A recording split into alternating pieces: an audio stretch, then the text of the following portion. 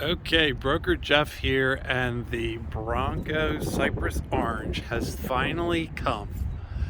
I ordered this vehicle in July of 2020 through colors, roof, all kinds of things. But this ought to be fun.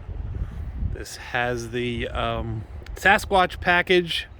It has the towing package, and wasn't sure if I was getting a hard top or a soft top. Looks like it came with a hard top.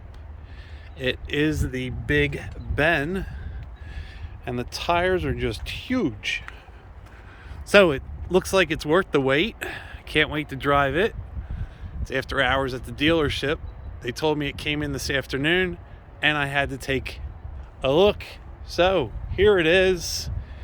Can't wait to take a test drive. Tune in soon.